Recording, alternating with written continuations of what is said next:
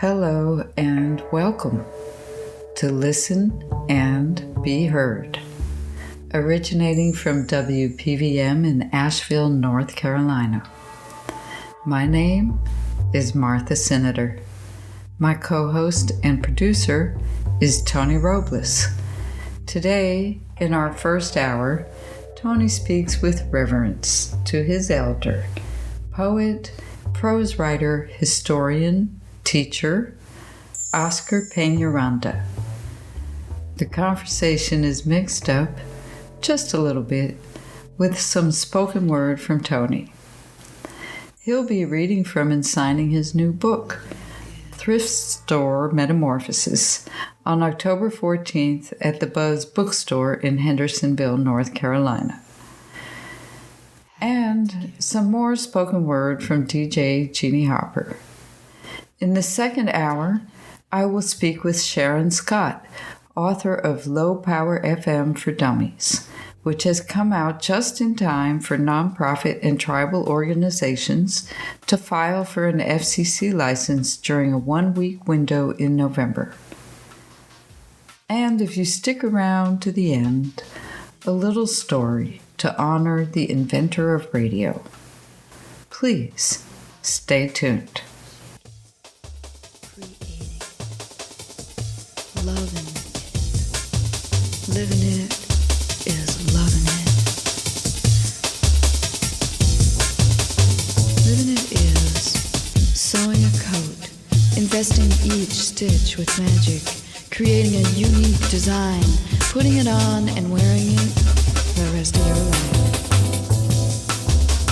Living it is knowing that what you see, what you hear is tangible. It's being a rock in the river and being the river too. It's hearing, you'll never be able to do that. Living it is knowing you will do it. It's speaking the unspoken. It's thinking the unthinkable. It's doing the unexpected. It's quitting before you get back.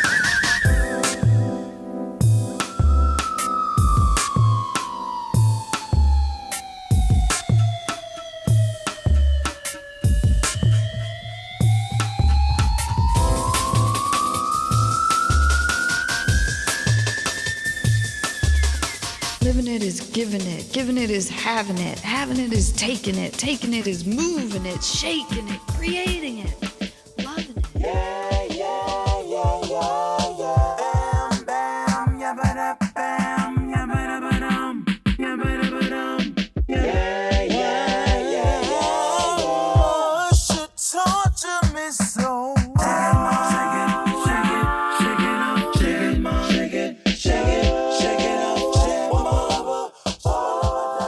Hey, thank you, Martha. And again, this is Listen and Be Heard Radio. Oscar Peñaranda is a writer who I know from the Bay Area. He's a wonderful writer, an educator, a man of many hats. And well, anyway, Oscar, welcome to our program. Welcome to Listen and Be Heard. How are you today? Okay, Tony. Yeah, glad to be here. How are you doing?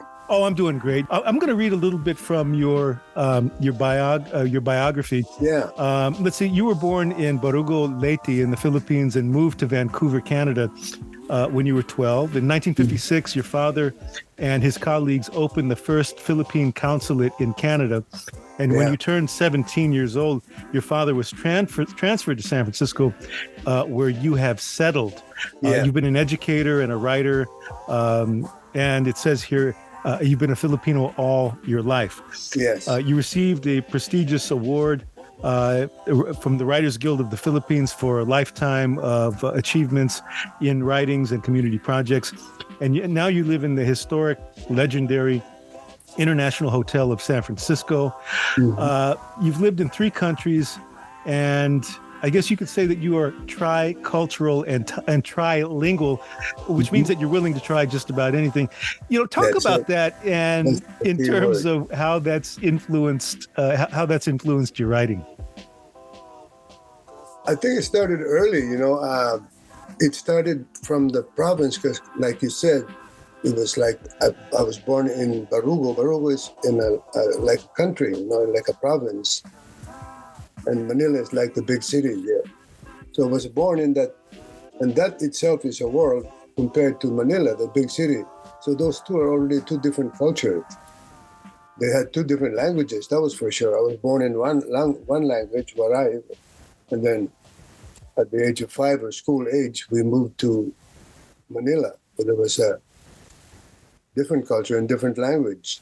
But we went home on vacation to Barugo, where I was born, so I never really forgot my culture. So I was already dealing with at least two all the time. And then when I got to Manila at 5, I had to deal with English. So I really was dealing with the three. I was trying, as you say, all the time from the beginning. Well, the thing that's kind of interesting too is because you were the one really that introduced me to the Philippines, because we went on a trip together, and that's where I met your brother. Gil, your brother Gil. Now he's a scientist. Correct. Right. Correct. Gil is a scientist. Correct. And you are a poet and writer. How did that happen? I knew all the time we were kind of in different, but see, he always made sense though. Even if he asked me those questions, like he would ask me, what is it? I mean, what does a poet do for people? I mean, does it cure the sick? I mean, he asked me, why aspire to such things? There's other things you can do. And so it's like a hobby to them or something like that. So, So it really asked me, what is the function of an artist in society? So it sort of forced me to ask questions about myself, to have him like that. And he was my older brother, so he would. I couldn't really help him with the literature. I'd see him. He was a studious guy. He would study and do his work. I would see him do his homework, but then when he gets to the poems, he'd get really frustrated. The literature part. But I was a couple of years younger, so I really couldn't teach him or let him know, even though what literature is and how a different approach, because he thought it was all one approach. Because he asked. One time he was so frustrated, he said, you know how it is at the end of a chapter when you read a poem or a story, it has questions like, what do you think the author meant by saying this and that, right? Yeah. That kind of questions, he never understood. He would say, well, how the hell would I know? If the author was so good, why doesn't he put down what he meant so that we don't have to argue about it, Somebody who is coming from a mathematical and a scientific thing, where you're dealing more with the thing and you're dealing more with the theory, that you have to, it's more of a tunnel vision type thing.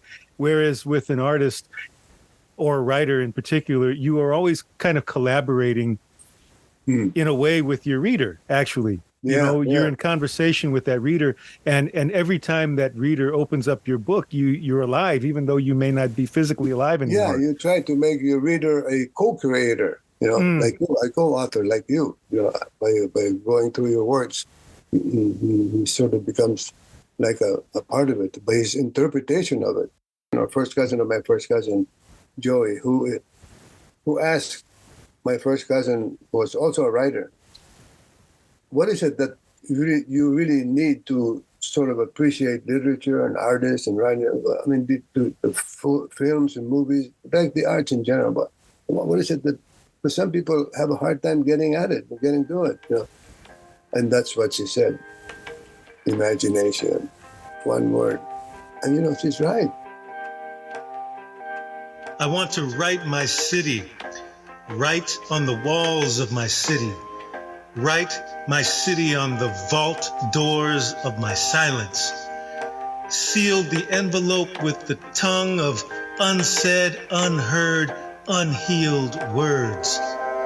I want to write my city with the ink of my blood, the ash of my bones, the tears that have dried into an invisible song. I want to write my city with street-swept strokes on every corner, every alley, every crevice, and paved over dream. I want to write my city, the city that loves you and writes you off and loves you again and writes you off over and over again in the ledger of loss. I want to write my city in my black and Filipino blood, my Filipino and black blood, my adobo blood, my gumbo blood, my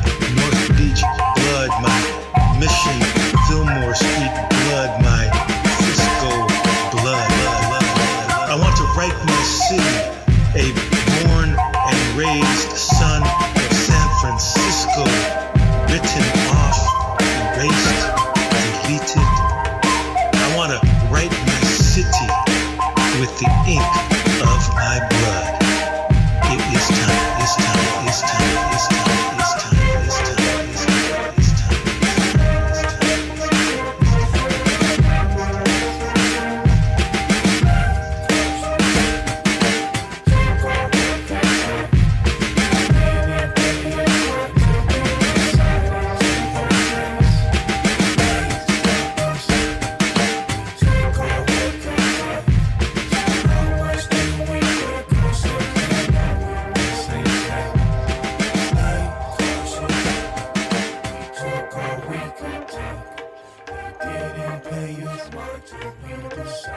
Well, I think Einstein said that too, that imagination was greater than knowledge.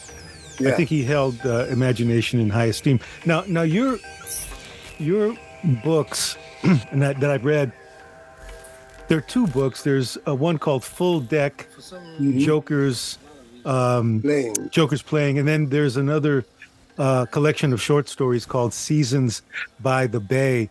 Yeah. What's interesting about that is that, and I guess connecting with Filipino American History Month, which is October, which we are in right now, that, you know, being trilingual and being in, you know, having these different experiences, you know, can you talk about those experiences of being from the Philippines and living here, and how all of those kind of converged in your work as a poet and as a fiction writer? Yeah, I think the complexity of the whole thing probably informed my writing, because when I write about it, even in different genre, the complexity is always there. You know, it's never. I always say Filipino Americans, we're both simple and complex at the same time. You know, Yes. so that's why. And then the richness too. You know, it's like you had three fountains of also. Not just of knowledge, but of bad things too. You know, three good things. So most people will look at it romantically. So it's also a bad thing, but you had three, so you had at least perspective of having more than one, which is better than having just one, as far as functioning society is concerned. Can you talk about Filipino American literature? Now, I know that you were part of an anthology in the early 70s called IE, which was a groundbreaking Asian American anthology that really broke ground. And, you know, you really addressed, you know, our literature, meaning Filipino American literature. Can you talk about the differences, the distinction between Filipino literature and Filipino American literature, and what the Filipino American writers were trying to forge in the 1970s when things were kind of taking root and taking shape? Yeah, you know, I wrote about just this topic, and it was published in the Sage and this one too. That's going to be in my new book coming out in November. And then I thought about it for a while, and I wrote a short version of it some other place, but now I have a more comprehensive version. And just to name a few, before there were already Filipino writings about Filipinos here in the U.S. Garibay, you know, all those folks were, and some of those writings, even though they were not literature type of writings, some were like from newspapers and columns and articles. So there were already writings about Filipino American life. But the Liwanag folks was the publication of Liwanag, which is during the time of IE for Asian American. There was Liwanag for Filipino American. During that time, there was a new sensitivity, Filipino American sensitivity in literature was born, I thought. Until now, it is sort of on. One is that it's anti-colonialist. But before that, some are kind of pro, and then like even Carlos Bolosan, he still believed in the U.S. as a dream, as America as a dream. Ones who preceded this Liwanag generation, my generation at the time, and Al's generation, was the bridge generation. The Fans people call it the bridge generation, Jamiro's time. And that was just before us. And they didn't call themselves Filipino Americans. They called themselves Filipinos. Filipino American was born out of the ethnic studies out of this period that I'm talking about. This is one at time period. One was anti-colonial. Liwanag, is the book that Oscar is referring to. Liwanag is a Filipino or a Tagalog word that means light. Is that correct? Mm-hmm. It means light. And this was a groundbreaking anthology that came out of, I guess it was San Francisco State University. Yeah. And it was a collection of writers that were living in San Francisco, I guess most of whom were born here, or it was a mixture, right? Or most were born here in the United States. Yeah. And the writing reflected our experiences through our eyes, right? Right. So there was a lot of sort of critique on the U.S. racism and, the U.S. institutionalism, so there was a critique.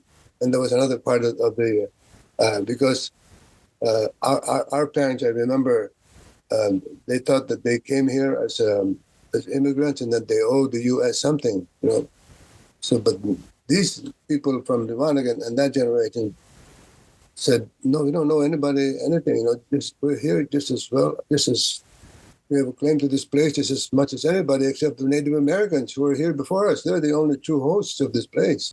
Mm-hmm. Then the collaboration of the shared histories of people of color and their struggle also came together around the type of consciousness that works with the blacks, and that's from the civil rights movement. Can you give us kind of an overview of Filipino American History Month, which is October, and how Filipino American History Month is connected with the literature of Filipino Americans? First off, there must be some kind of website that defines the Filipino American National Historical Society that folks can go to for information in case they want. First, it was October and the Filipino American History Month. It was chosen because for a reason. People should know why it was October, but people were chosen Filipino American History Month because the presence of Filipinos in what is now the United States was, the earliest recording was in 1587, October 18, when they sent a scout to the Indians to parley. 6 Pinoys were sent. Luzon Indian was written down by the Spanish in the records. So that, and then the Manila Galleons, as you know, brought in many Filipinos who stayed here instead of going someplace else. And since 1587 of October, that's what the Filipino American National Historical Society decided to have the month that they pushed for the history of Filipinos here in the U.S. And even if you're not in the U.S., if you're affected by U.S. policies and you're Filipino, that's also part of Filipino American history.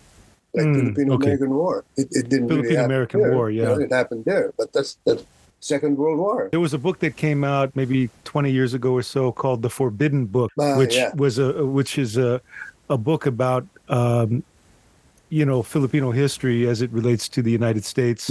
Yeah. And then also you had mentioned FANS, which is FANHS, which is the Filipino American Historic National Society, for folks that want to know more about Filipino American History Month.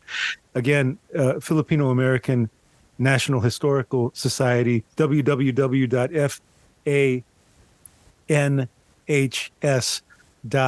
It's either com or org. Yeah. So Oscar, you have a new book that's due in November. Can you tell us about that? Because you had sent me a manuscript. I got to say, this is going to be a fantastic book.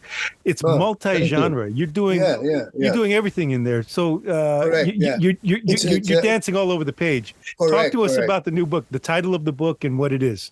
Yeah, it's like like you say, it's I'm telling a story in 4 or 5 different ways. Like what you're saying. So it's poetry and it's a memoir and it's short stories, fiction, and so it's fiction and nonfiction, prose and poetry.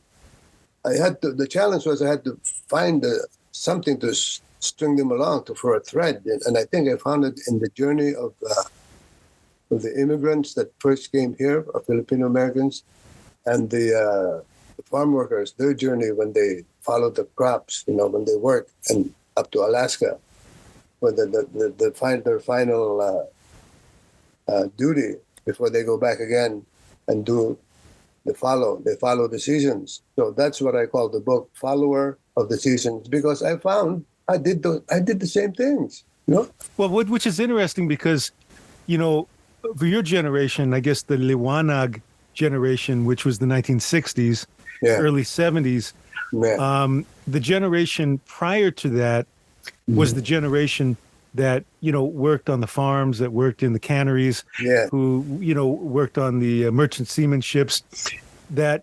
you actually followed that. You were an educator, you were a scholar, you were a student at San Francisco State, but you made a conscious choice to go and follow that and experience that. Was that a conscious choice as an artist? Did you want to, tell us about that. I think it's the case that the story found me. I didn't, it was not really a conscious choice they found me. I noticed too that I was finding my voice as a writer. I always felt that, in those stories, it was like you said, you're following the season, but you're also following our history. Yeah. You're kind of going to the well, and drinking of it. And where that it becomes more real, when you're and sometimes too, I guess music is always in my head.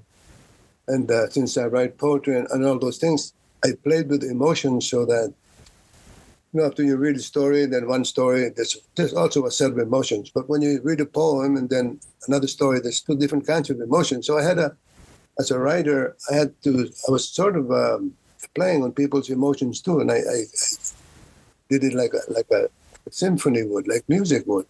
So it's there in reading that the manuscript, the text, hopefully. How are the emotions different when you sit down and write a nonfiction piece as opposed to a poem? Because you have quite a few nonfiction pieces in this manuscript, and these pieces are really about historical things, and I think it really grounds and really anchors it.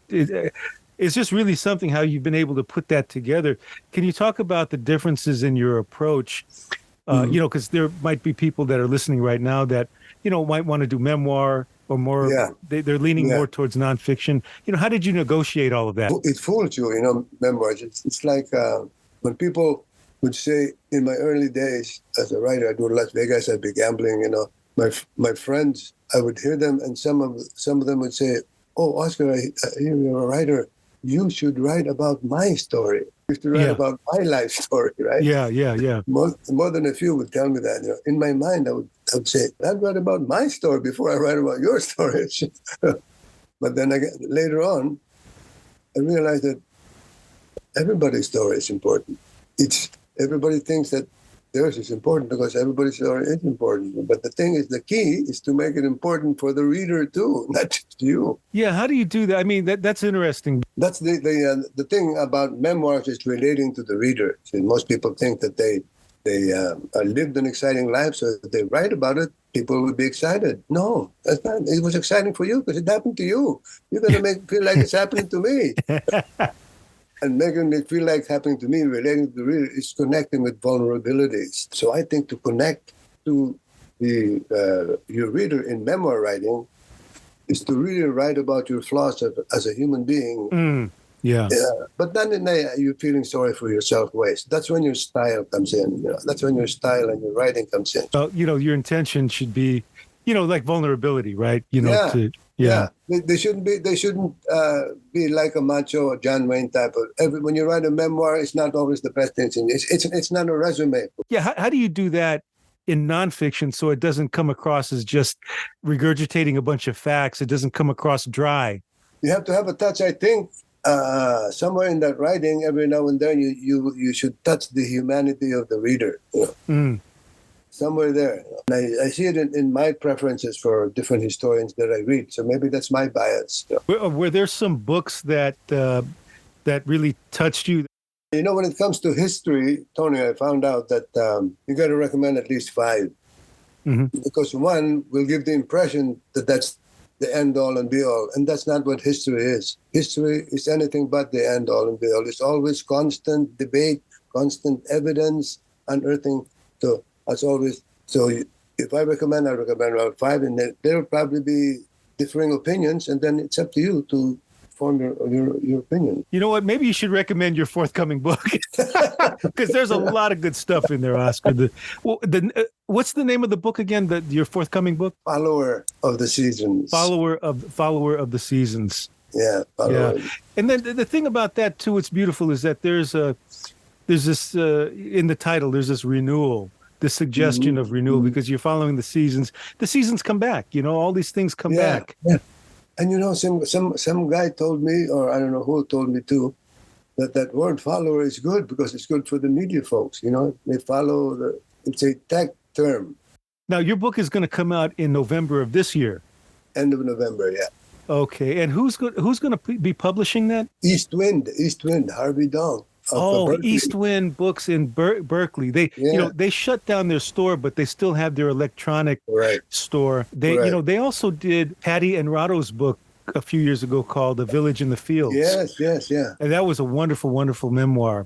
Oh, that's so great! I'm really glad that you were able to connect with him with Harvey Dong at East Wind to get your book published. We're speaking with Oscar Peñaranda. He is a historian. You know, he's been a writer. He's also been an educator. I understand that you started the first Tagalog immersion program in the United States. Was it high school? I did it in, like I say, college. Yeah. And high school also. And I don't know which one came first, SF State or the high school. But I know that I got it really firm in being a fully bona fide class, foreign language class, when I was in Logan High School in Union City. Logan High School in Union City. With the support of the other Filipino-American educators there. Were many of the Filipino students Philams, if you will, who were born here?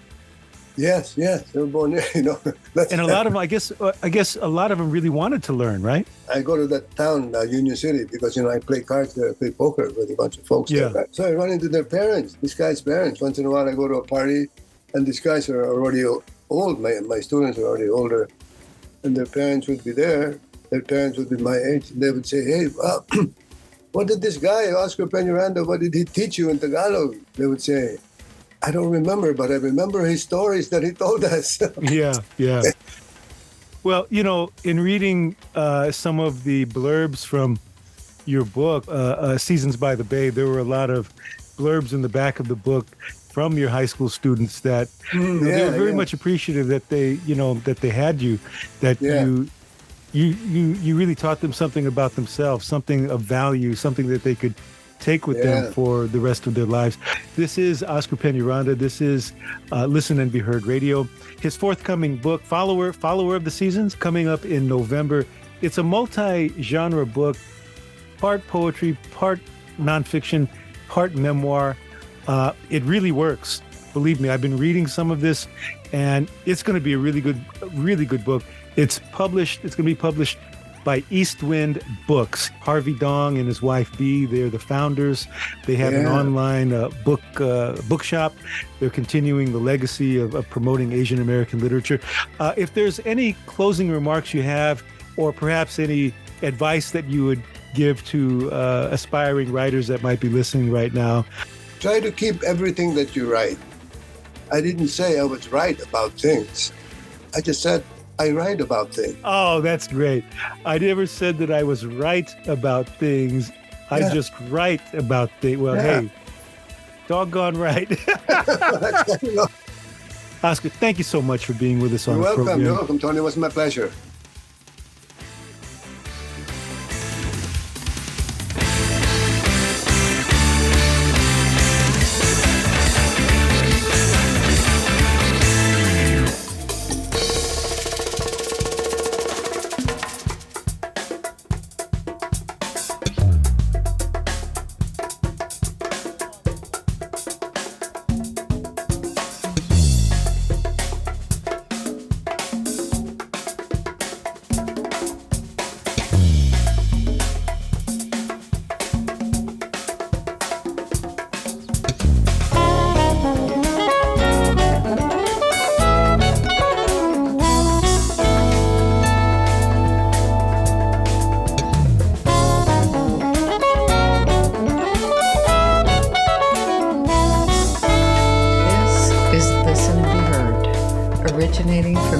WPVM LP in Asheville, North Carolina.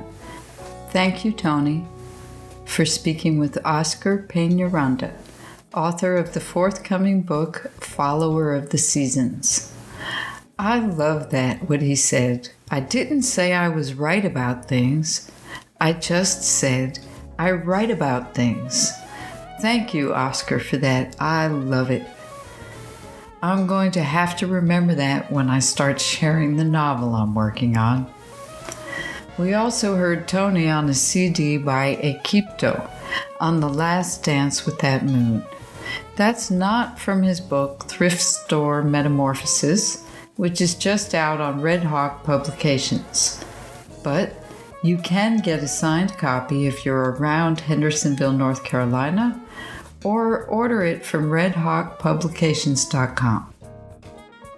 In the background, at the end of the interview, was a power remix of a Bay Area band you might remember, Soul Sacrifice.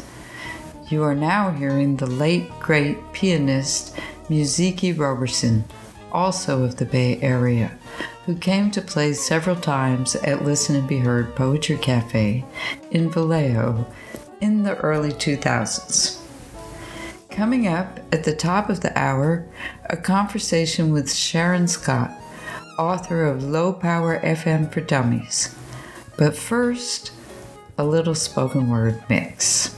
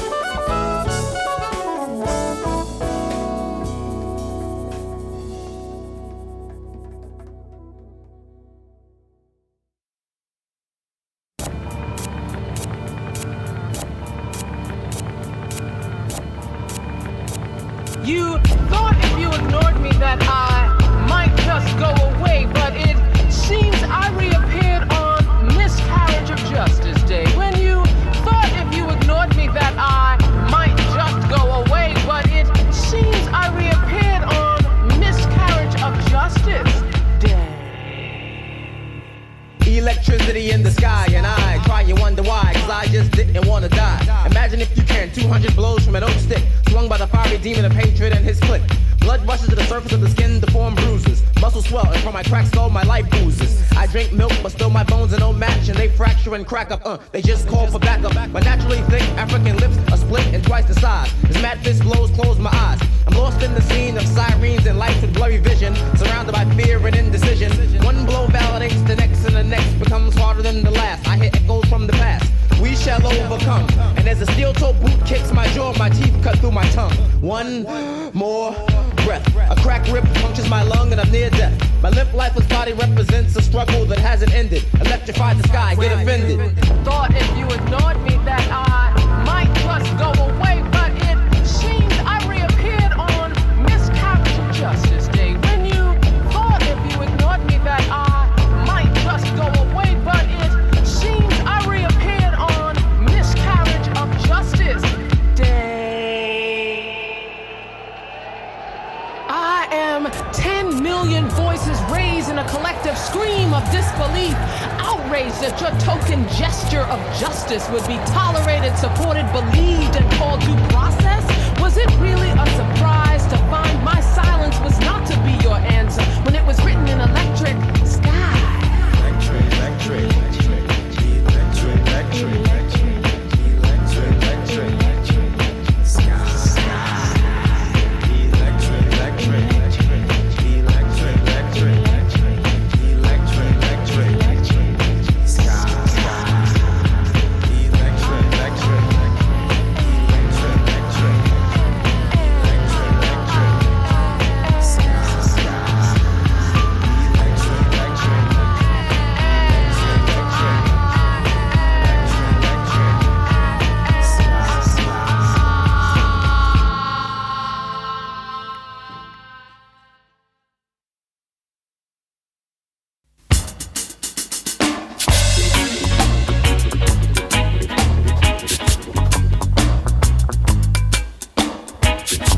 This one from memory.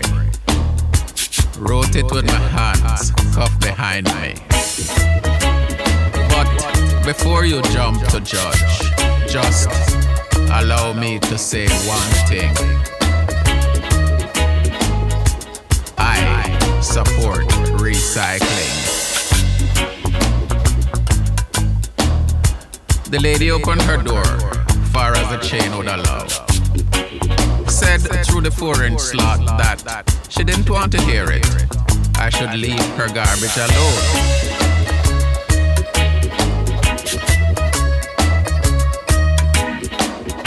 Told her I'd take the whole bag, wouldn't make a mess, would do my sorting somewhere else. And she said, put it back unless I want her to call the police. So I said only someone who is congenitally mean would do a thing like that. And she got purple pissed. Said I'd passed my place, telling her about her genitals. Slammed her door in my face.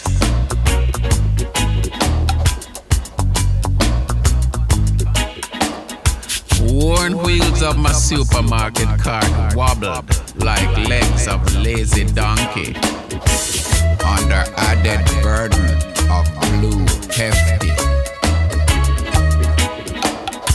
Cans and bottles cackled, then settled. Heat from pavement pierced cardboard reinforcement of my sneaker. I wasn't complaining. Rain that same morning wasn't fun either.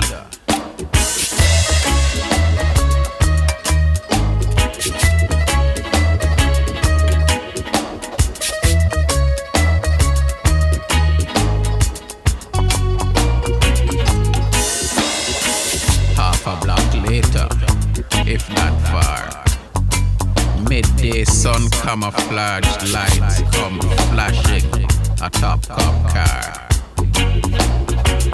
Pair of angry mustaches leave their door ajar.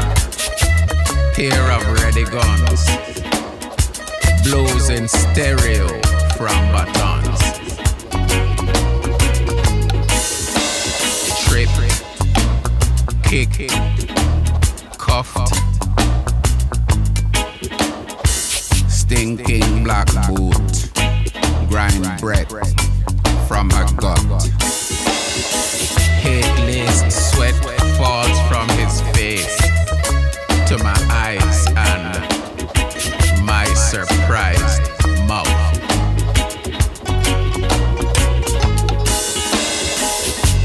The lady said, yes, she wants to press charges. Said an example must be made of menaces, like me.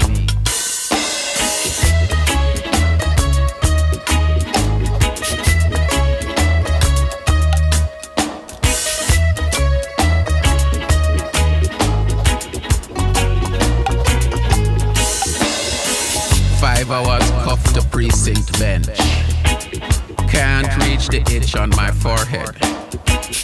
Flies feast on free raw meat of my asphalt bruised elbow.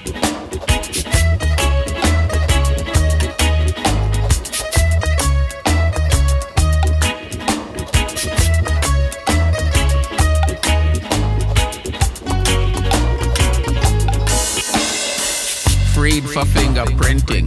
Goodbye, bench. Bail set beyond budget. Hello, stench.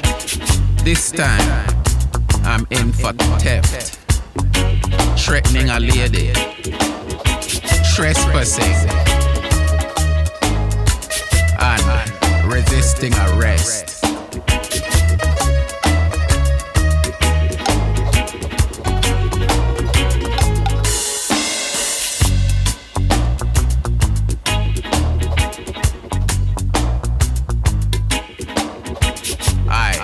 Support recycling.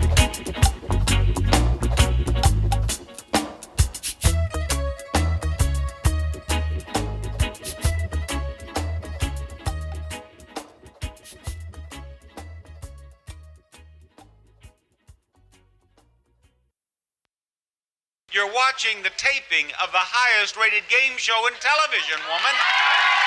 Yeah. My mama let me stay home from school that day. Neighborhood pals, Patty, Goonie, and Cha-Cha made their mamas let them ditch also. It wasn't every day that someone in the neighborhood was going to be on national television. Not just someone. My sister, ultra dream of a teen mentor. We laid out carrot sticks, Funyuns, poured Dr. Pepper into glasses with round ice cubes. I brought out a tray of my famous cheese bologna rolls, then sprawled my 11-year-old body on brown, low-cut carpet. Everyone came to our house that day. Neighbor Nosy Nellie for once snapped her blinds shut and actually came out of her house to watch the action. Fat Fabiola, my mother's second cousin, took over the lazy boy and asked, "Is this all the food you're gonna have? Your daughter's gonna be on television and this is what you serve?" Charlie Romero, Patty's dad and the tallest Mexican on the block, dragged himself in with last-minute debated jealousy. Since he was over 6 feet tall with a really good voice, he felt if any Mexican deserved to be on television, it should be him. Back in his college days, he had the starring role in the student production of The Pearl. He was a star of the neighborhood, until now. Our 19-inch television set flourished in technicolor and brilliant sound, taking over the whole living room, drowning out our excited chatter. The show my sister was going to star on was beginning.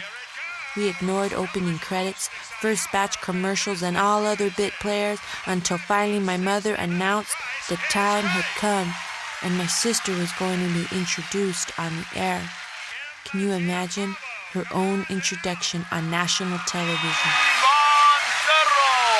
Come on down. You're our next contestant on The Price is Amid Right. backslaps and high fives, my sister side-stumbled in chunky Cherokee sandals past fellow audience members to make her way down that rust-colored aisle. Our TV screen glowed with viewer-at-home excitement. My sister was now a part of contestant row. Her left breast was covered with the large, proud yellow name tag. Her face flustered red, plucked arched fishwire brows that made her look chola. feather Farrah hair, and lips I knew had 3 layers of cherry lip balm. She was all I wanted to be someday, especially the part being on television. Let's have a look at the first item up for bid. The first item to bid on was a deluxe, extra heavy-duty, large load capacity washing machine. Nosy Nellie said, Ooh, that's a fancy one. That's like the one Emma on the street behind me got. I happened to be out in my garden when right then and there I could see through the crack in the fence that she was getting a new washer and dryer. I just happened to be right out there, and then I see those delivery men lugging them in. She must have gotten to another big fight with her husband. Oh, God. Your sister's not going to know the price of that one. Nosy Nellie was right. She wouldn't know the price of such a lavish home appliance. We went to the laundromat. A brunette Bob Barker asked my sister, Yvonne, give us your bid. and she guessed $1,000, 'cause Mama always said as she'd carry her load up the steps to Laundryland, God, I'd give $1,000 to have a washing machine right now. And now my sister had bid $1,000. After all the other contestants made their bids, Bob Barker announced that it was not my sister, but someone else who would be getting the shiny brand new deluxe washing machine. But my mama said all was not lost and that my sister had at least 2 more chances. Next was a microwave. Fat Fabiola yelled out, Oh, God! She's gonna lose that, too. What's with your sister? Didn't she watch the show before she went on? Doesn't she know the prices of things? She should have went on Wheel of Fortune. Beto's son went on that show, and he got lots of nice things for his mother. My sister again bid $1,000, and again she bid too high. Stupid neighbor friend Patty Romero stuck her elbow in my stomach and asked, What's with your sister? Is she too high? Get it? Get it? The last item my sister could bid on was scuba gear. The announcer explained, To explore the fascinating world of underwater, including tanks, regulators, snorkels, backpacks, and fins. We couldn't remember the last time we had went scuba diving. We were dead. She was going to come home with nothing. Charlie Romero, the tall Mexican, said, Oh, that's like what I used when I did Lincoln High's version of The Man from Point Doom. I wore fins just like that. Man, I should be there on television. Your sister, her body movements are all wrong. She's not bidding with assertiveness or confidence. Any actor knows that. That's why she's losing. She doesn't have the confidence of a winner. My sister bid $1,000 and lost out to the woman next to her who bid $990. Fat Fabiola yelled out, She's coming back with nothing. She's never gonna get to the Showcase Showdown. All the way to LA and she's coming back with nothing. But Fat Fabiola was wrong. My sister did get something. 1 month later, a large brown box arrived at our house filled with consolation prizes. But they didn't console us one bit. We were the embarrassment of the neighborhood. We got a lifetime supply of Hawaiian Tropic suntan oil. And she got a royal blue white stag jogging suit, which she had asked for in her white boyfriend's size, who later really did go stag and left her to sell at a future garage sale. But the best was a Betamax video cassette recorder. We were the first one on the block to have one. Nosy Nellie came over to see it and said, Thank God you got that machine. Thank God. Now the next time your loser sister is going to be on TV, we can tape it like everyone else in the world. But we didn't care what anyone said. We felt wonderful knowing that Betamaxes would be around for a long time. We felt somewhat like cutting-edge pioneers in that mid-'70s video technology revolution. We plugged it into our 19-inch screen, and for months letting the 1200 flash on the lower right-hand corner, we bragged and bragged to neighbors and friends about that day my sister was on television.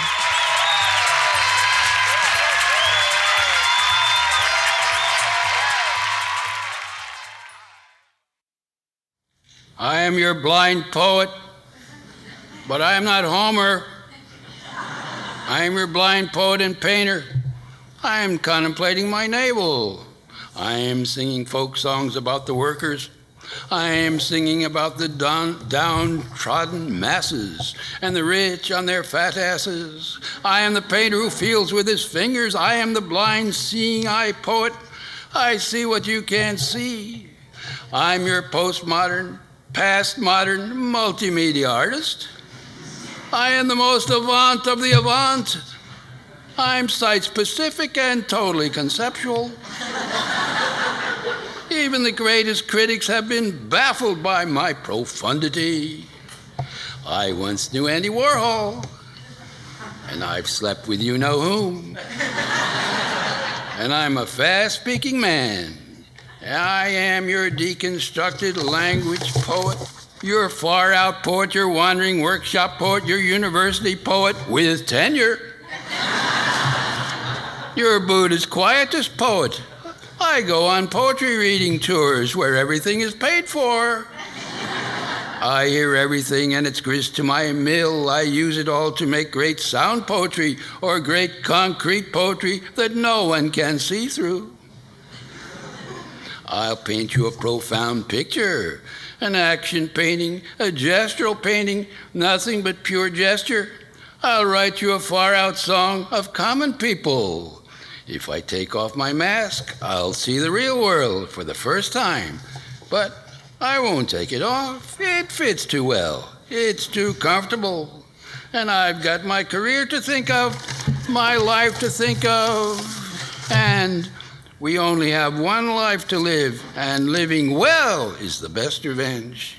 Get your own blindfold. You'll have to face the world without it, and anyway, I'm too young to die.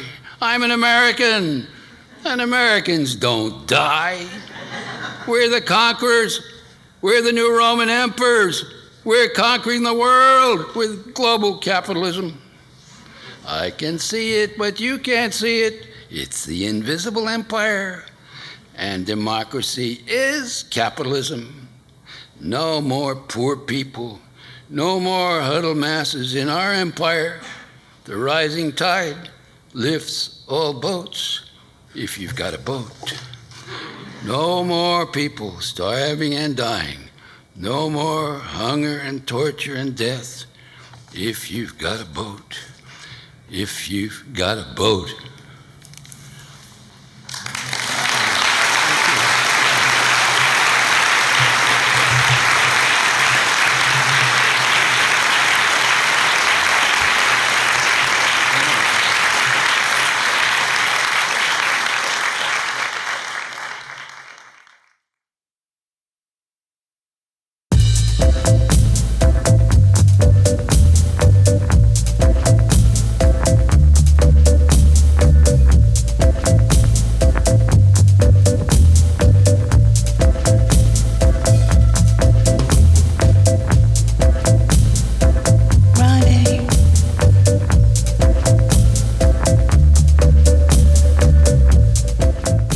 We've been listening to a spoken word mix, some of which was provided to me by DJ Jeannie Hopper.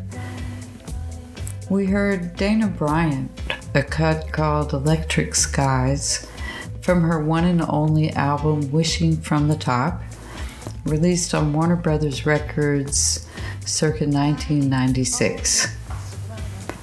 It was a moment in time that the grassroots poetry scene around New York emerged into the mainstream, including MTV. We also heard Recycled by Everton Sylvester and Searching for Banjo, a dub poet most known from the band Brooklyn Funk Essentials. I do remember that. That cut came from his full-length album Trials Separation.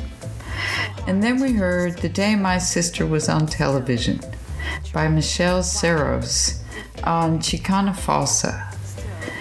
And the last one was Lawrence Ferlinghetti, a cut called, or a poem I should say, called The Blind Poet, and that's from an album Live at the Poetry Center. And you're hearing now Running by Ursula Rucker and produced by Tomas Guido, released on Kid Recordings.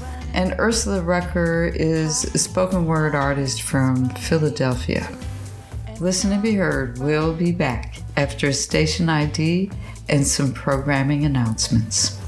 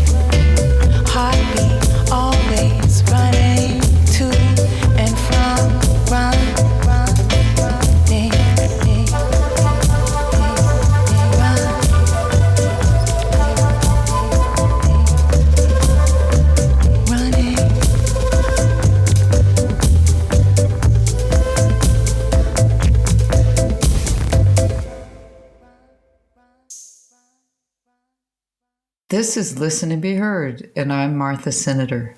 My co-host and producer is Tony Robles. We are a show for readers and writers. We speak to authors in our region of the Carolinas and introduce them to the world. And we introduce writers from everywhere to our neighbors and friends. If you would like us to interview you about your book or to play your spoken word recording, please contact us at editor@listenandbeheard.net.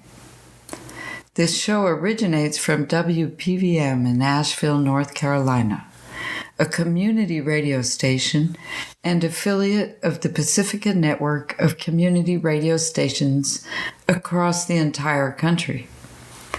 Coming up in November for the first time in 10 years, and maybe the last time ever, for just 1 week, nonprofits, education, and tribal organizations can apply for an FCC license to run a low-power FM radio station in their community. As Sharon Scott explains, it may be the last time ever to take advantage of this opportunity. There is a book for that. It's called Low Power FM for Dummies.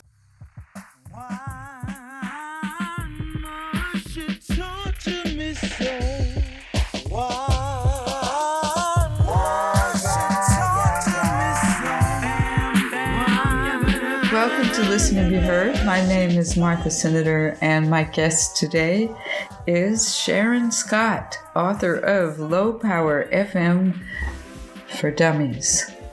Not only that, she's also the co-founder and general manager of Art FM, WXOX 97.1 FM in Louisville. Thank you for being here today, Sharon. Thanks so much, Martha. I really appreciate you having me. It's great to have you. You've already been helpful to me in the background. We've been talking a bit about what it means to have a radio station, to think about having a radio station, the differences between broadcasting and webcasting. And I've been working in the background to put some of all of that into motion. But this book, Low Power FM, is very timely because maybe you'd like to talk about why it's so important not to wait to talk about or read this book. It's incredible timing, actually. And as it was being written, we knew that this exciting opportunity was going to happen. The FCC this November will be opening the LPFM application window for new nonprofit organizations to apply for LPFM stations. And this is the first time it's happened in a whole decade. And we knew, as we were writing this book, meaning me and the editors at Wiley, who kind of had the brilliant idea to do it. Micah Carroll is the editor at Wiley, who kind of realized this was on the horizon and wanted to get the book out there before the window, but we did not know when the window was going to happen at that time. And that makes it tough. Yeah, luckily we got it done before the actual window, but it's pretty close because the book has just come out. That's interesting because I assumed that you had approached them with this idea. No, as I've learned, I kind of just got an email one day and they were like, it was one of those, is this real? Especially since the Dummies is such a well-known brand and it really just kind of came out of nowhere. But I've since learned, as a Dummies author, that they actually don't accept proposals. They only approach individuals in particular fields and ask them to write the books for them. Oh, very interesting. Okay, this is good information that I was going to get to later because our show is actually... Let's go straight to the punch. That's great. But because we talk to readers and writers.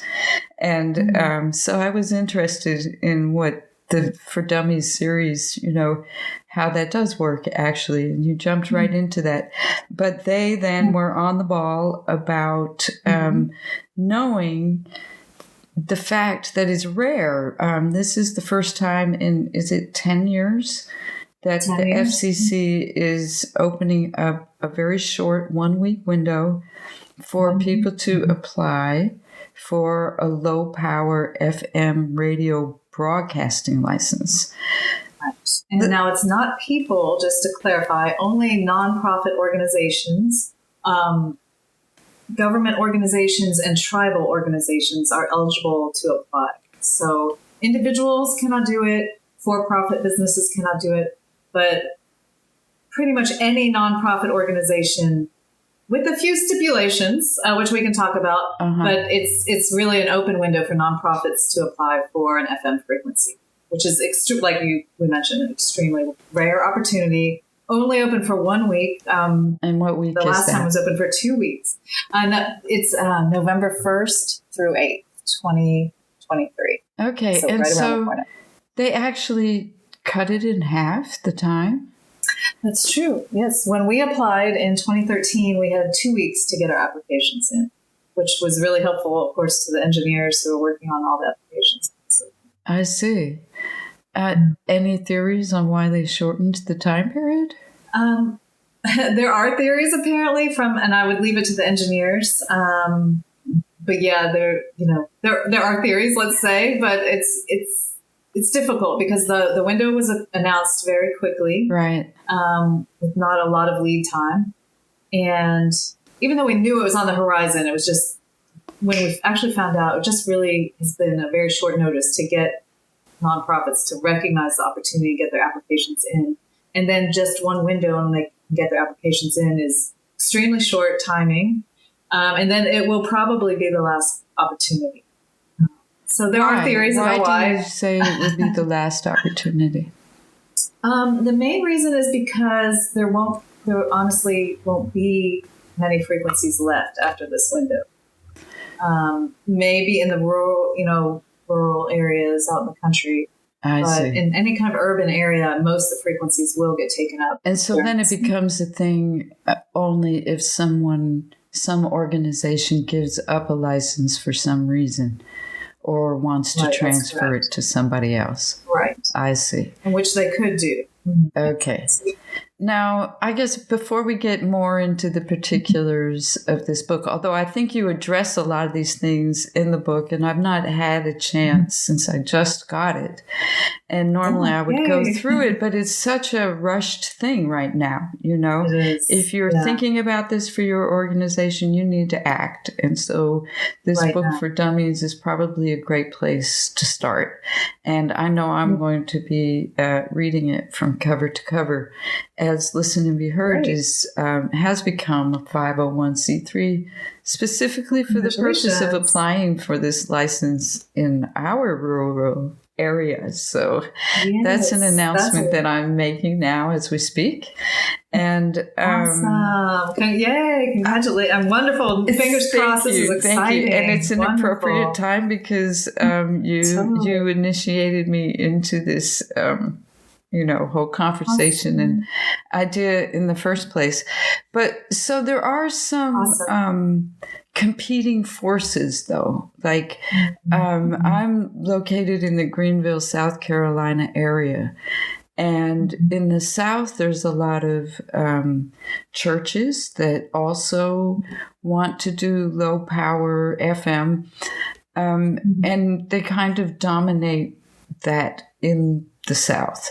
So is there something like other types of organizations or in other parts of the country where other things might be going on, what you might need to be aware of in the landscape of of organizations that would be applying for this license and like the competition involved? Yeah. Yeah, it really is. Once you get involved, and especially if you have a horse in the race, it is quite a competition and can be very fierce competition because the frequencies are both so valuable and so rare, and this opportunity is so rare. So yes, there likely will be competition, especially in any kind of slightly urban area. So applicants want to be prepared for that, and they need to realize they may have to put up a fight if they really want it and they believe that they will be the best license holder. The competition will, I would say, predominantly be Christian stations across the country because the Christian organizations have organized and they recognize the power of radio and they have organized nationwide. At least during our window that we saw that was true, and they went for frequencies everywhere. And there were different, they have to be local organizations. To apply for an LPFM, you have to be a local organization within 10 miles of your transmitter site. Either all your board lives in that area or your headquarters are in that area. And you cannot hold another LPFM license. So it's not like one big church is buying up all the frequencies, but they are individual churches in local areas. But they have done outreach amongst the churches and encouraged them to apply, and they're helping them with applications. So they're organized. That was very much the case. Right. Yeah, I think that will be the case again this year, but I'm not totally sure. And what we're trying to do now in this radio program, and anyone airing it is helping with that, is just letting other kinds of community organizations know that this opportunity is there, and offering different perspectives, different opportunities for different people with different ideas. Who might not have that kind of resource backing them up to show them, because they've done this with so many other churches in other places. But so what is the value? What is the power? Why would people want, and especially now that we do have streaming radio, I see the value of an actual broadcast station as being something that serves a very, hyper-local community right where you are, that, down the line, maybe your internet's not working. Right. Yes, absolutely. A lot of times, actually. Why did you start yours, and why would other people want to think about doing this? Definitely two questions. So you might have to remind me after I answer one question. I think it's great. They're definitely intertwined. Just that it was a very different landscape when we started our radio station. And in fact, at the time, we knew, this is 10 years ago, and we knew we knew the LPFM application window was coming up. But at that time, when we found out about it, it was 2 years away. So we were planning and preparing for the long term, getting this FM frequency. And that was super important to us. And it was the most important thing. And we really weren't thinking very much about the streaming station. Right. Honestly, because that's just where things were. It was a very different landscape 10 years ago. Yeah. And when we were meeting with people and talking about people, this one fellow named Chris Kimmel, he ran an event called Idea Festival here in Louisville at the Kentucky Center for the Performing Arts. And it was very much like TED Talks. He brought all these wonderful, really brilliant people in all these different fields together for talks with the community. And he said, well, why not just launch an online radio station? Bring it here to Idea Festival and let's launch in the lobby of the thing. As you wait for your FM, just go ahead and do it. We figured, okay, why not? And as we worked on this project and we started telling people we'll be streaming online, people were they were kind of like, well, nobody's going to listen online.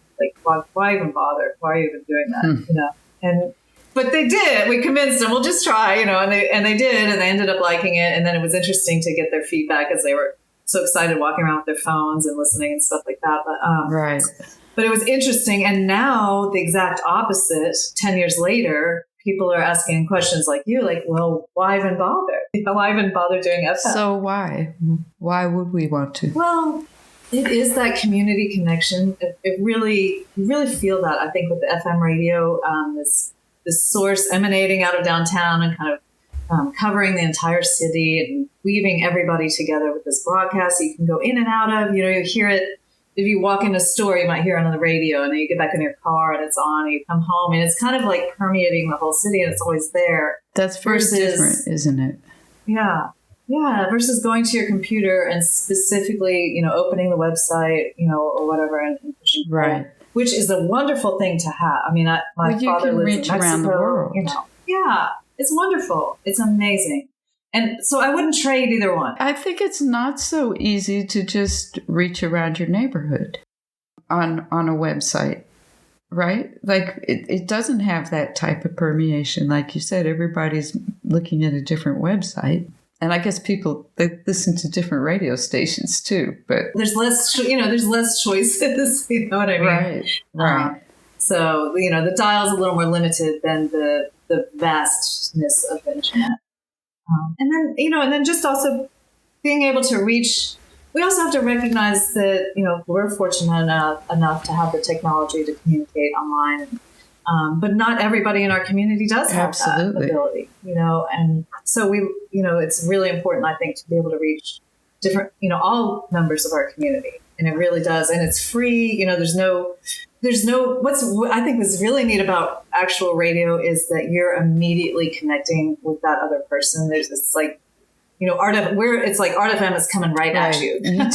We are not getting, there's no Spectrum. There's no, Time Warner. There's no Google. There's no Zoom. There's none of this in between us and the listener. I mean, we're directly connecting. Right. You just turn it on and there's the voice coming at you. Whatever's on. And it's so real, it's immediate, and we're really responding.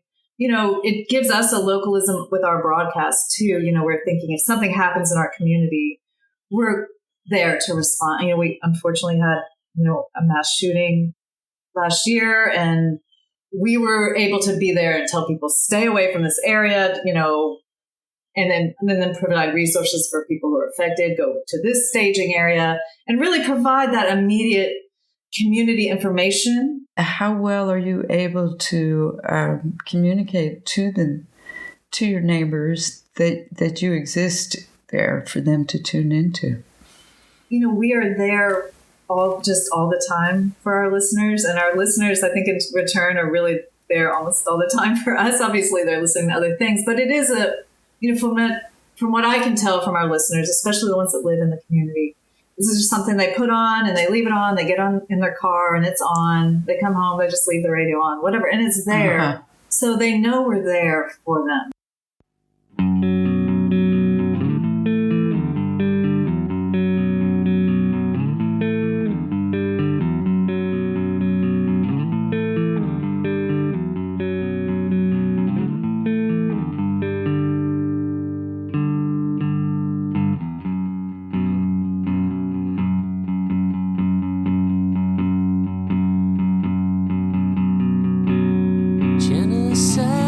Christmas tree, single wedding painted green, only sound the whistling wind, drowning out this mortal kin. 100,000 miles from home, see some mindset sitting prone. One man stands to fall, he fell from his reluctant pedestal.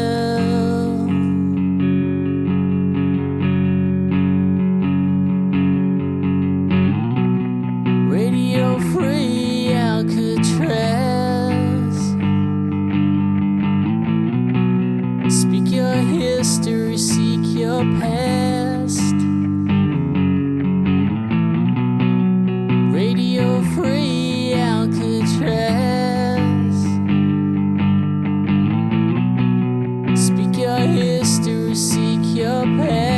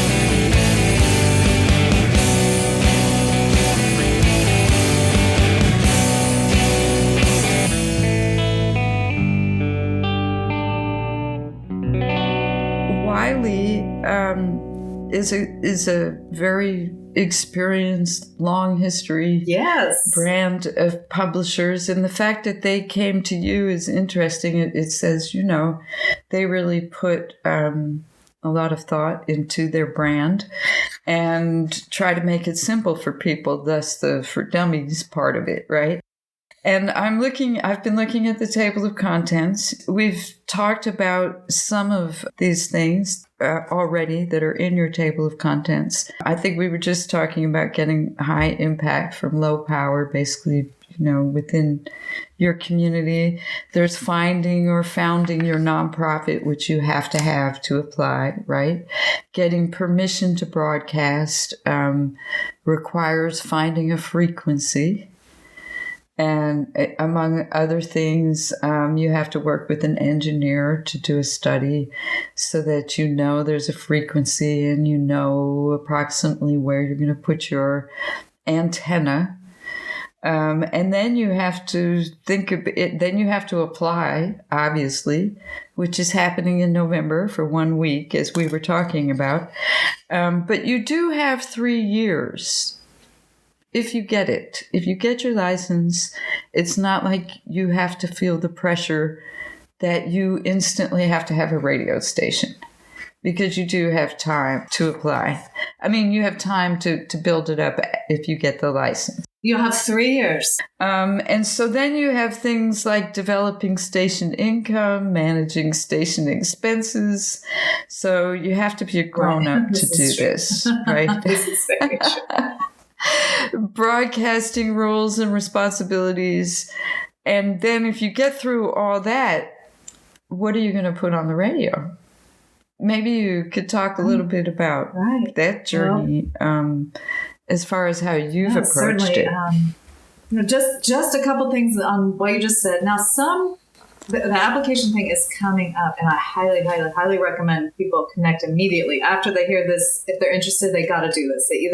They can still form their own nonprofit, and that they can actually go to their Secretary of State websites, and usually there's a form there. Form their nonprofit, and that can get done in a couple days. They do not need to be a 501c3. They just get that nonprofit done. And then they don't necessarily need an engineer, but I'm going to tell you, I highly recommend it if they don't know anything about it, because their application could get dismissed if there's just the slightest mistake. So there are still a few. It's getting really close, so a lot of engineers have stopped taking applicants, but I know Common Frequency is still taking applicants. They're a nonprofit organization. Todd Urich is the main engineer there.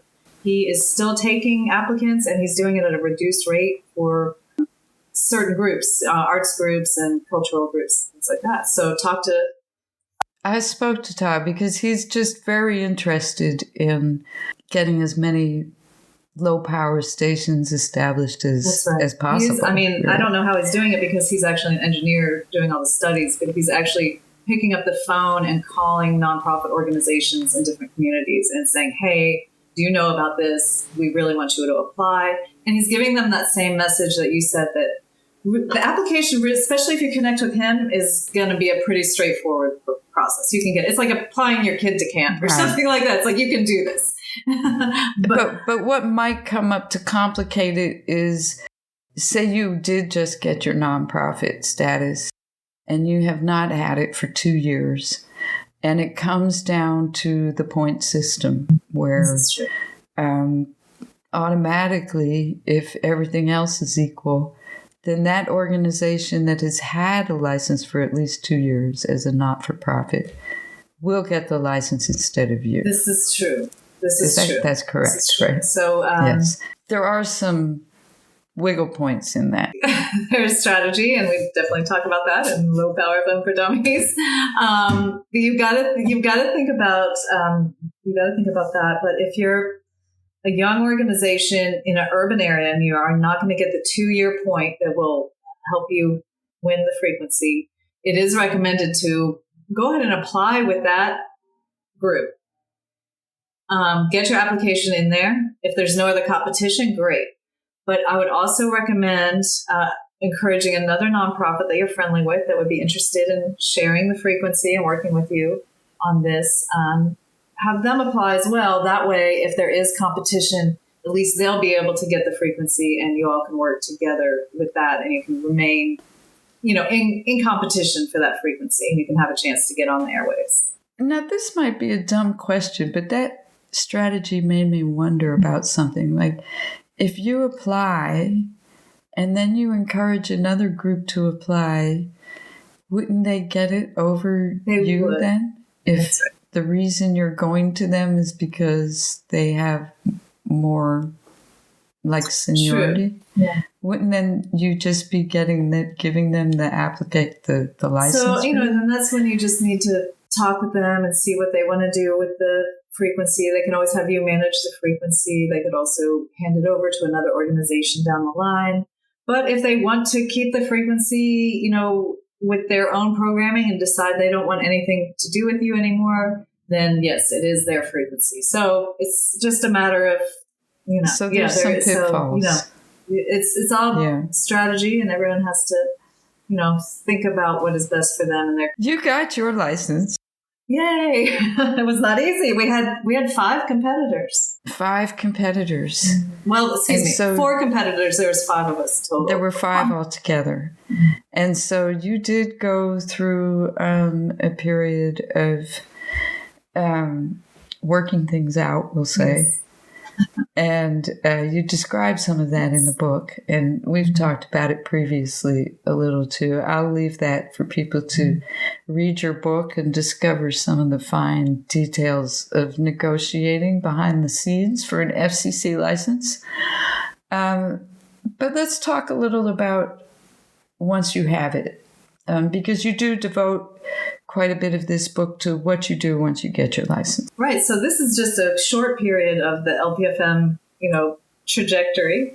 Once the window is closed in November, there'll be some of this behind the scenes working things out, as you say.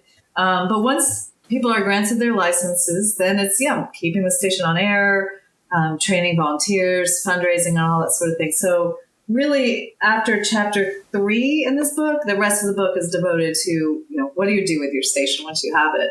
And, this is really, for one thing, the book was written really quickly. They consider their books technical manuals, so they like to get them out really quickly. Ideally, it would have been nice to go around and talk to every radio station. How do you do this and that sort of thing? But really what I had to do was just write the book. This is how we did it. This is based on your experience. Yeah. So take this and leave it, do your own thing. Let us know what works better. This is just a starting point. And it's just based on our experience. In 10 years, you certainly learn a lot managing a radio station. But the idea really is that you create this platform for your community. You create a studio where they can come in, feel comfortable to be creative, to bring whatever interests or music it is to the airwaves and share it with your listeners. And that, to me, is the whole idea. And just to create that space.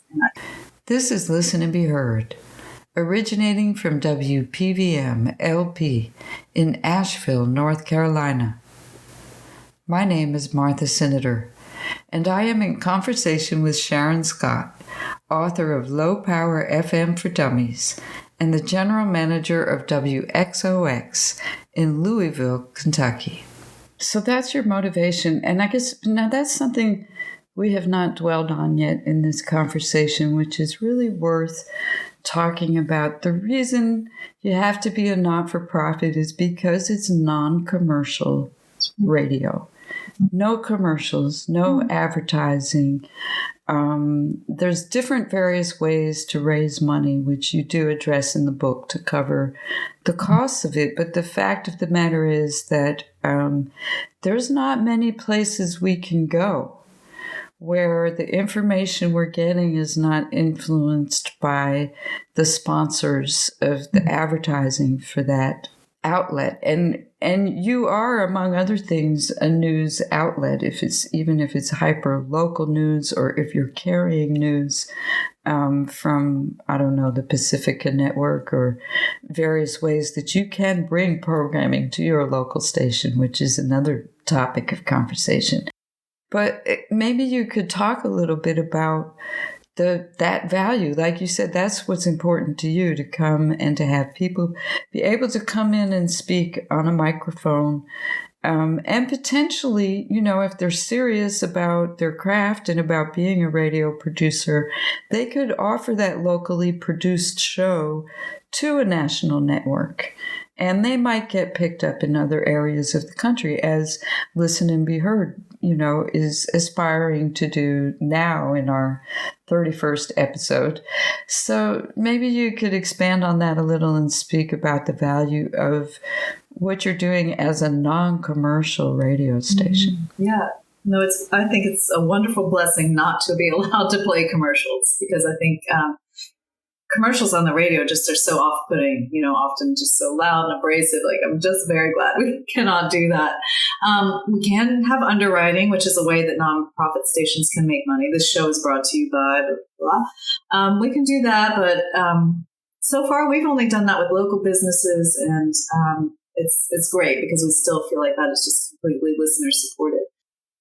And we only have a few of those, and they understand that if the show they are underwriting needs to leave or go off air, then, either they stop their underwriting and they move on. In other words, we're being very careful not to be influenced by anyone who's underwriting our programs. It's just a beautiful thing to allow people just come in and not worry about offending anyone or off-putting anyone, or something like that. Obviously we have to be careful. It's our community. We want people to enjoy what we're listening to, but we also want to be real, Well, if you have a diversity of voices, maybe somebody will be offended by what somebody says. But I think what you're saying is that people have the freedom to express their different points of view without being censored by you at the station or by your sponsors.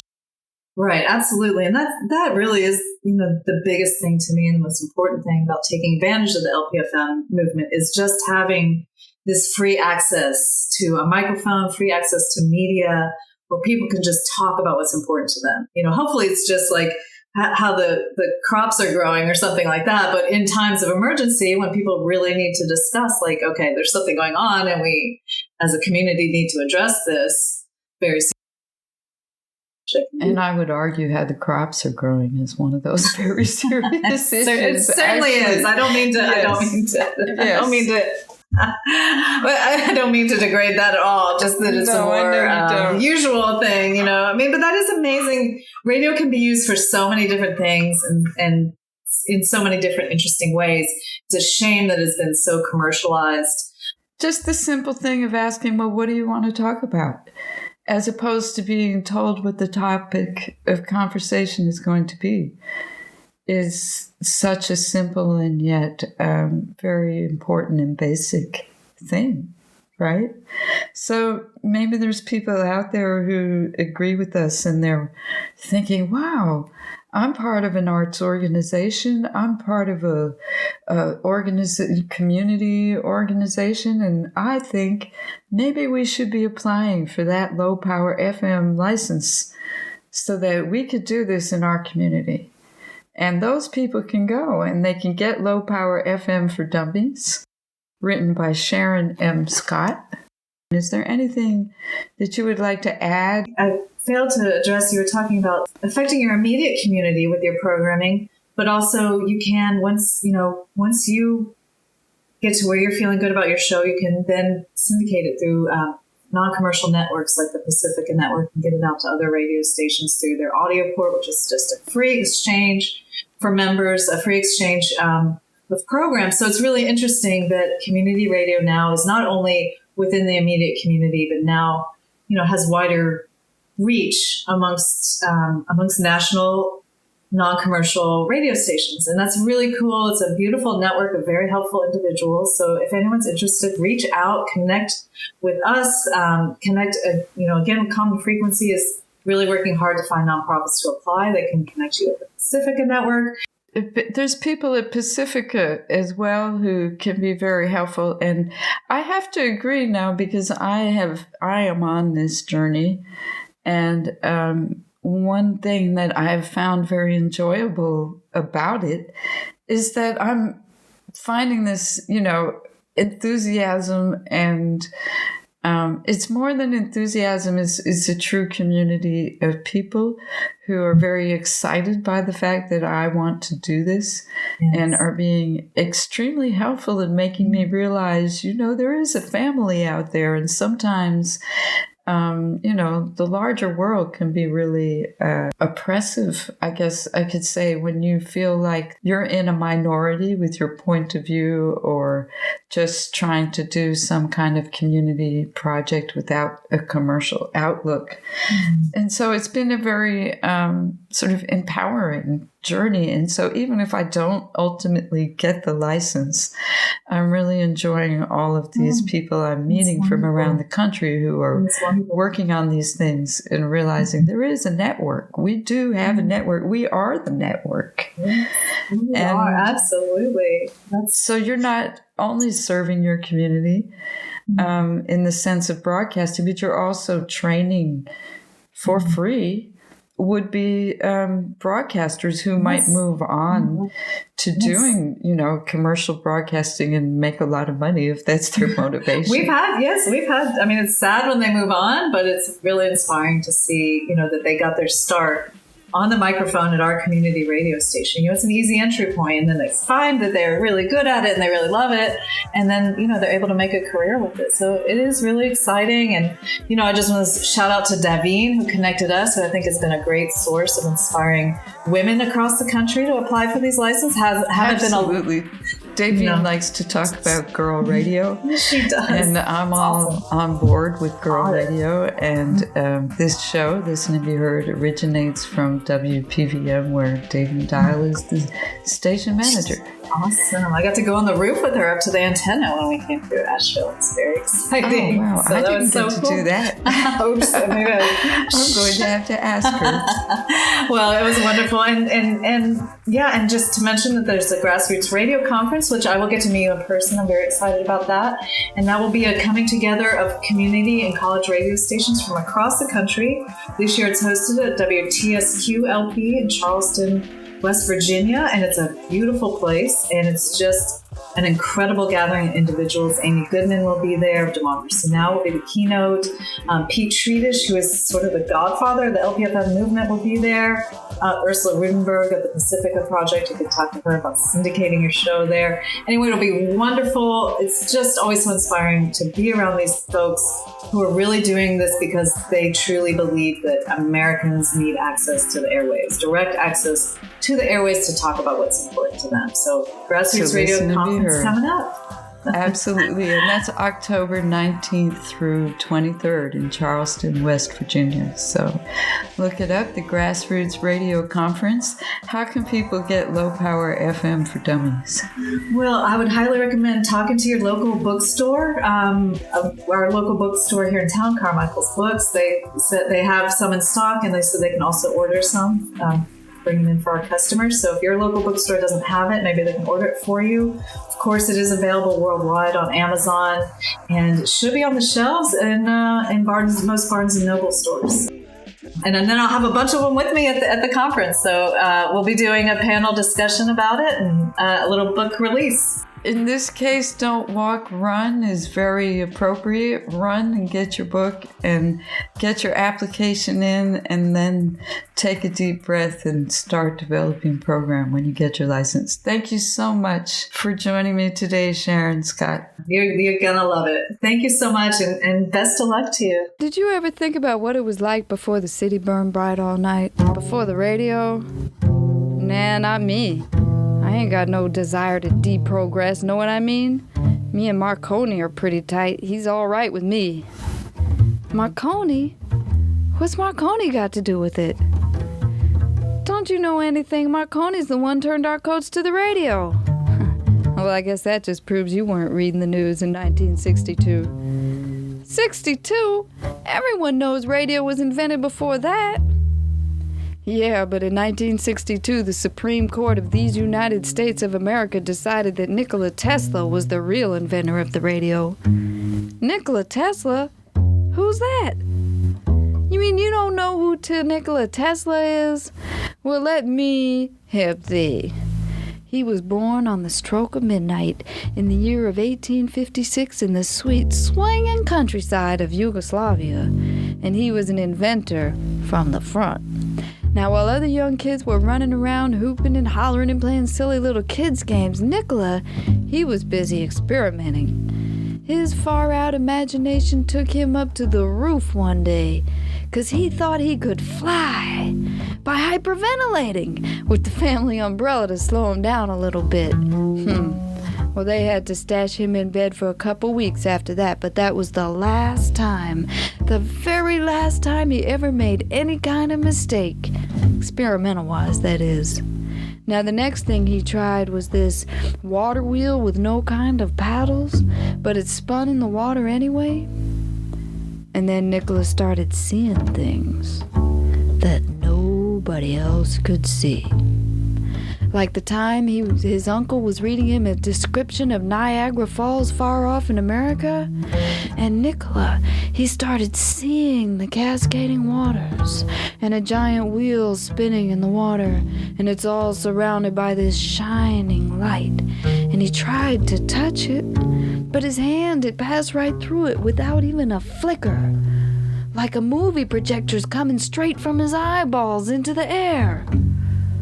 Well, after that, he said to his uncle, "I'm going to America and light up the world." Well, while the other young studs were running around chasing chicks and partying all night, Tesla, he's constantly feeding data to his memory banks. And then he took up, what do you call it? Electrical engineering, that's it. And he started building machines right under that wig of his.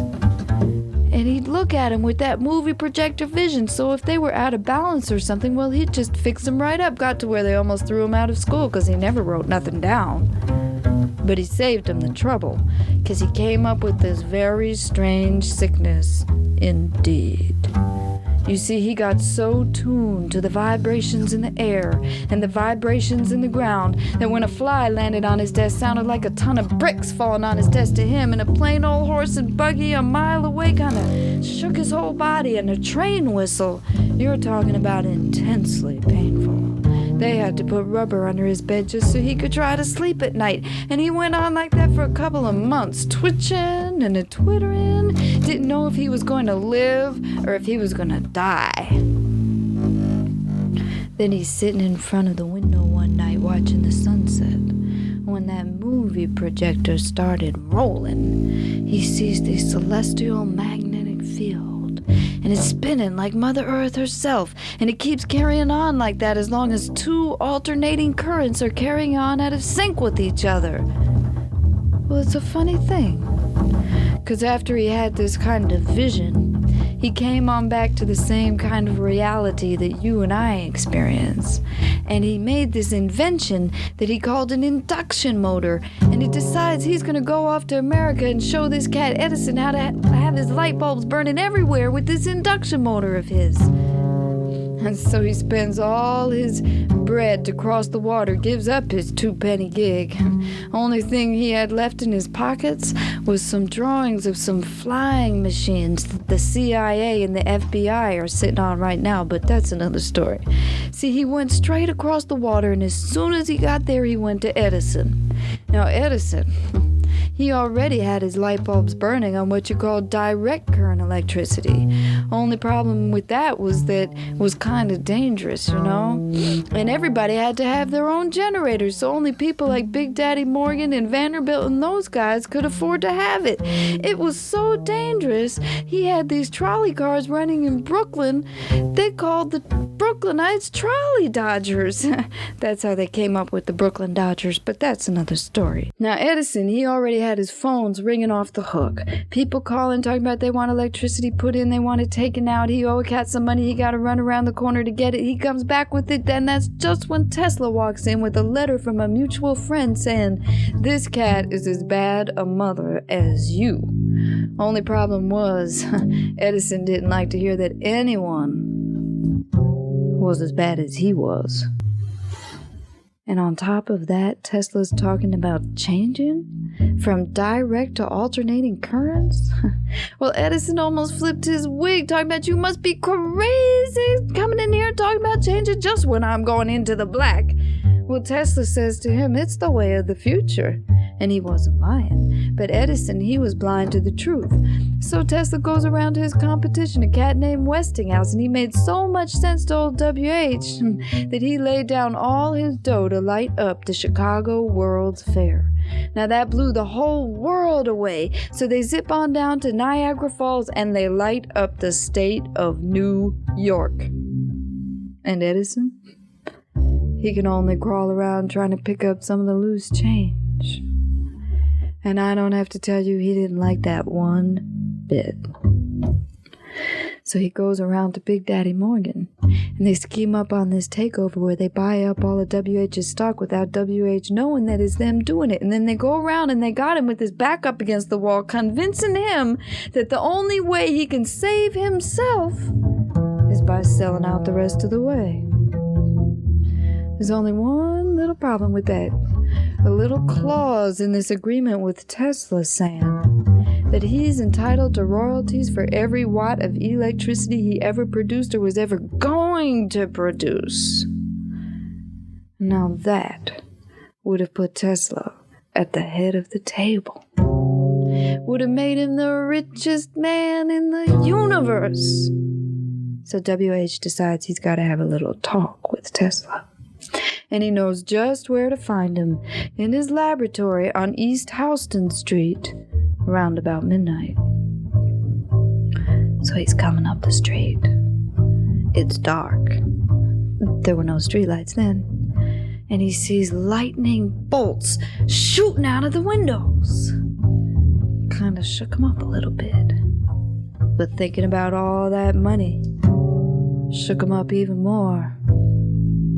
So he goes up the steps into the laboratory, and the whole place is glowing.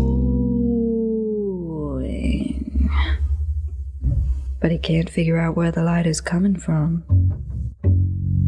And Tesla is standing there with a ball of fire in his hand. But he's not getting burned. And when he sees WH standing there, he goes to hand him the ball of fire, but WH didn't want to have anything to do with it. So he put it away in a little wooden box, and there is no one to this day that knows how he did all that stuff, even though it's documented all over the place, but that's another story. See, WH told him his little problem, and Tesla just says to him, well, don't worry about that. I figured out a way for everyone to plug into the earth. Plenty enough electricity for everyone, and no one's got to pay a single penny for it. Huh. Well, WH is thinking to himself, this cat has finally flipped.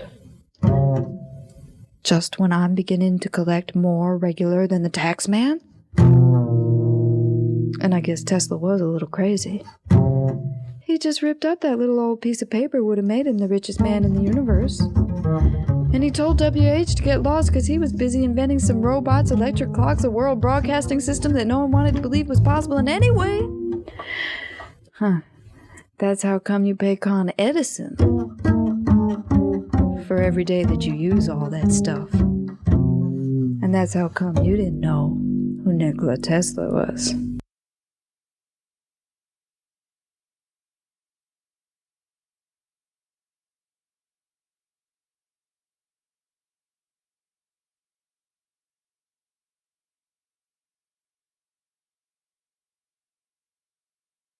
This has been another episode of Listen and Be Heard Radio, originating from WPVM in Asheville, North Carolina. My name is Martha Senator. My co-host and producer is Tony Robles, author most recently of the book of poems Thrift Store Metamorphosis, written while working at a thrift store in Hendersonville, North Carolina, published by Red Hawk Publications. He spoke with an elder in the Bay Area community of writers, Oscar Peñaranda. Look out for his book, follower of the seasons. I spoke with Sharon M. Scott, author of Low Power FM for Dummies, a very timely book in the esteemed Tech Book for Dummies series published by Wiley and available at dummies.com and your local bookstore.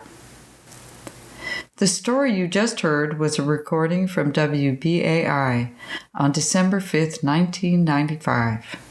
I was accompanied by Bobby Vidal on upright bass. The engineer was Matthew Finch. It is a story from the book of biographical stories entitled Dreamscape. Real Dreams Really Make a Difference. 10th Avenue Editions.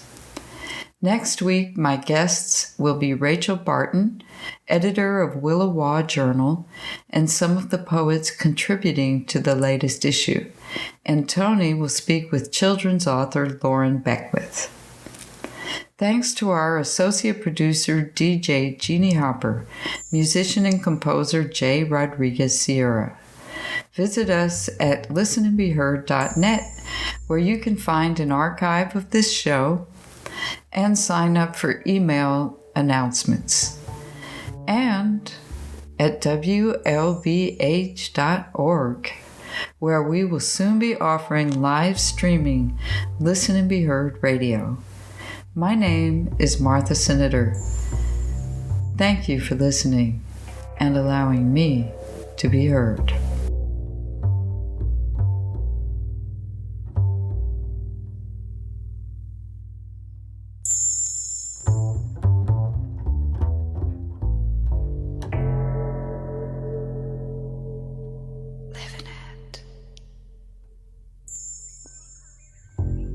Living it is. Giving it. Having it to give. Taking it.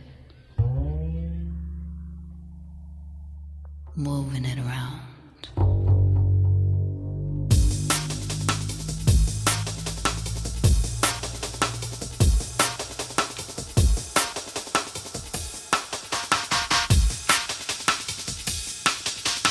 Living it, giving it, having it, taking it, moving it, shaking it, creating it, loving it. Living it is loving it. Living it is sewing a coat, investing each stitch with magic, creating a unique design, putting it on and wearing it the rest of your life. Living it is knowing that what you see, what you hear is tangible. It's being a rock in the river and being the river too. It's hearing, you'll never be able to do that. Living it is knowing you will do it. It's speaking the unspoken. It's thinking the unthinkable. It's doing the unexpected. It's quitting before you get fired.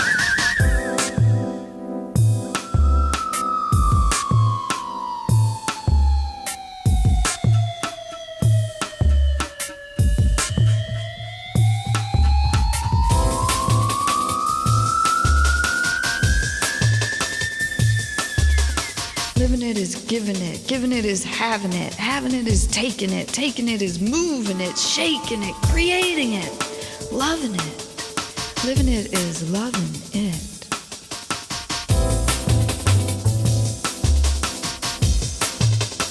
Living it is loving a man you're not supposed to love. It's giving way to emotions, creating commotions, calling attention to yourself. And I got that. Living it is learning from someone who can actually show you. It's cleaning your teacher's house or helping her to find one. It's never ever saying J-O-B. Living it is a one-way ticket and no solid plans. It's smoking a J in a smoke cafe in Amsterdam. It's saying the day is pretty in a strange new city.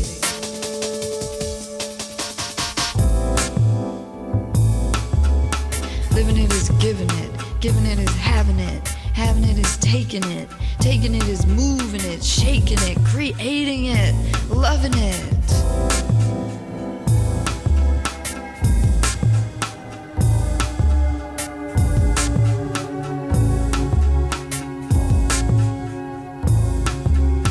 Living it is having nothing to lose and everything to gain. It's putting all of your charms and attributes, every single one of them, to good use. It's knowing the kindness of strangers and love for sale. Living it is knowing where to buy rice and beans in bulk. It's knowing herbs are cheaper than doctors. It's keeping it together when you're falling apart. It's writing poetry to ease a broken heart. Living it is knowing the stage, looking into bright lights, late nights, barroom fights, fantastic sights, inspiration,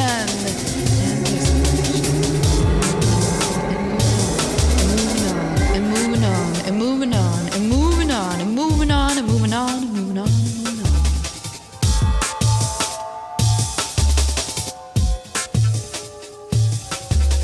Because living it is giving it. Giving it is having it to give. Having it to give is taking it, snatching it, moving it, shaking it, creating it, loving it.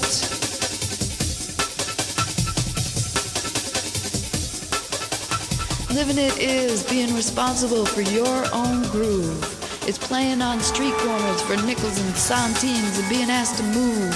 It's sleeping in roofless squats in ancient convents. It's running up against police, getting thrown into the streets where you belong. Because living it is subletting.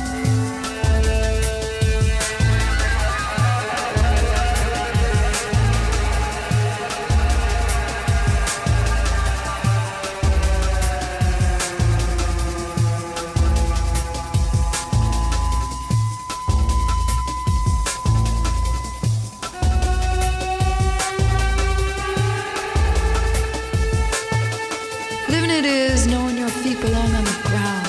That life is a dream, that things are never, ever, ever, ever what they seem.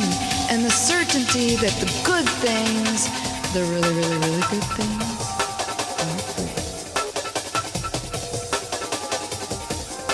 Living it is loving. Living it is loving.